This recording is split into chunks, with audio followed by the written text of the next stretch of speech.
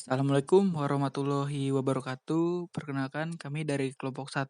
Di sini kami akan menjelaskan tentang Indonesia pada masa liberal. Sebelum itu, saya akan memperkenalkan anggota dari kelompok kami. Yang pertama ada Michael Philip Rahmat, yang kedua ada Rehan Marsiano, yang ketiga ada Rifan Diastama, dan yang keempat saya Rivaldi Davaditya.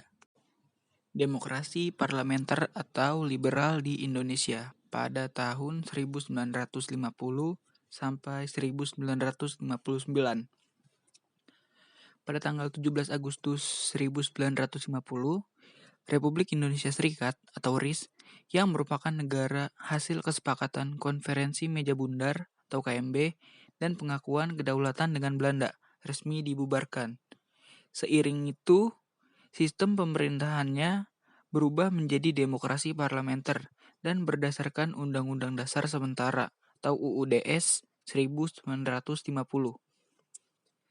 Masa demokrasi parlementer yang terjadi pada tahun 1950 sampai 1959 secara garis besar, kabinet-kabinet di Indonesia terbagi menjadi 7 era di bawah pimpinan Perdana Menteri. Setiap periodenya memiliki permasalahannya masing-masing. Berikutnya saya akan menjelaskan kabinet-kabinet yang menjabat pada masa demokrasi parlementer. Yang pertama ada Kabinet Natsir pada September 1950 sampai Maret 1951. Kabinet ini berupaya sekuat tenaga melibatkan semua partai yang ada di parlemen. Namun Muhammad Natsir selaku Perdana Menteri ternyata kesulitan memberikan posisi pada partai politik yang berseberangan. Natsir adalah tokoh Masyumi, partai Islam yang amat kuat saat itu.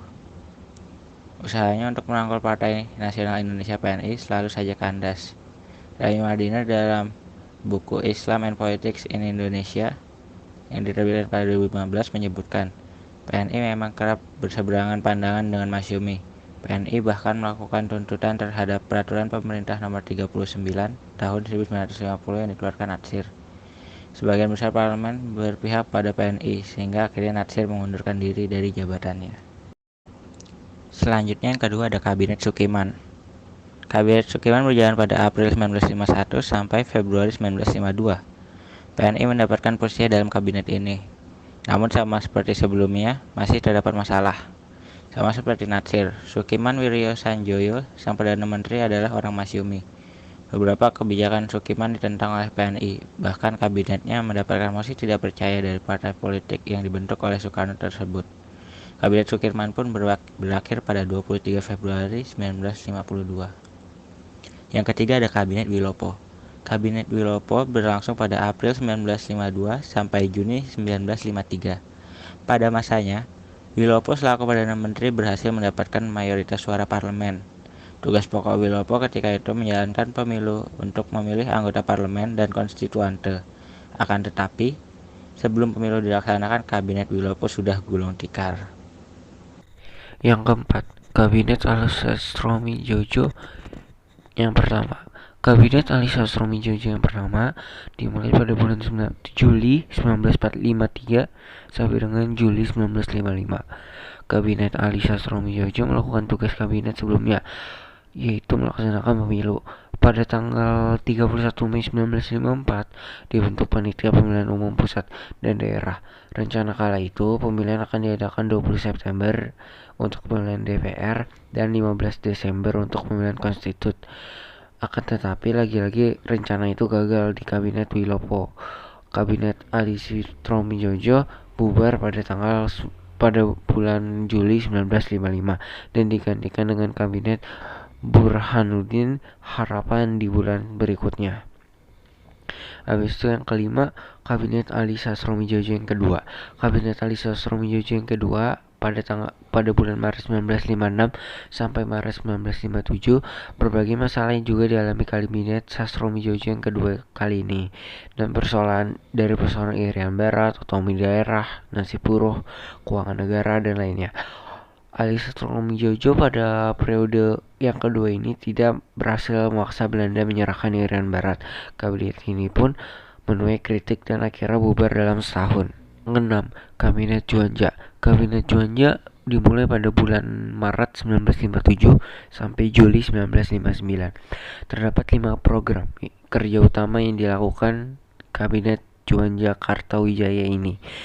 Yang pertama, membentuk Dewan Normalisasi Keadaan Indonesia, membatalkan pelaksanaan KMB, memperjuangkan Irian Barat, dan melaksanakan pembangunan. Salah satu permasalahan ketika itu muncul ketika deklarasi Juanda ditetapkan. Kebijakan ini membuat negara-negara lain keberatan sehingga Indonesia harus melakukan perundingan terkait penyelesaiannya. Yang ketujuh, Kabinet Baharudin Harahap dengan kabinetnya berhasil melaksanakan pemilu yang sudah direncanakan tanpa mengubahkan waktu pelaksanaan. Pemilu 1955 berjalan relatif lancar dan disebut-sebut sebagai pemilu yang paling demokratis. Akhir demokrasi parlementer. Singkatnya, waktu periode pemerintahan kabinet-kabinet membuat keadaan politik Indonesia tidak stabil. Bahkan hal ini ditakutkan berimbas pada segala aspek lain negara. Hal tersebut akhirnya terselesaikan setelah Presiden Soekarno mengeluarkan dekret Presiden pada 5 Juli 1959. Di dalamnya termuat bahwa Dewan Konstituante dibubarkan dan Indonesia kembali ke UUD 1945 alias meninggalkan UUD 1950. Selain itu dibentuk juga Majelis Permusyawaratan Rakyat Sementara atau yang disingkat MPRS dan Dewan Pertimbangan Agung Sementara yang disingkat DPAS. Demokrasi liberal yang sebelumnya sudah membawa kekacauan terhadap stabilitas pemerintah akhirnya digantikan dengan sistem demokrasi terpimpin yang berlaku sejak 1959 hingga 1965. Dampak demokrasi liberal, ada dampak positif dan dampak negatif. Dampak positif yang pertama ada kebebasan dalam berdemokrasi, kebebasan sistem multipartai, dan kebebasan dalam beberapa sektor industri. Dampak negatifnya yang pertama, tingginya kesenjangan sosial, 2 kebijakan pemerintah yang berbelit-belit, 3 kondisi negara menjadi tidak stabil, 4 rendahnya tingkat kesejahteraan rakyat, 5 maraknya pemberontakan di berbagai daerah. Sekian presentasi kelompok kami, kurang lebihnya mohon maaf. Assalamualaikum warahmatullahi wabarakatuh.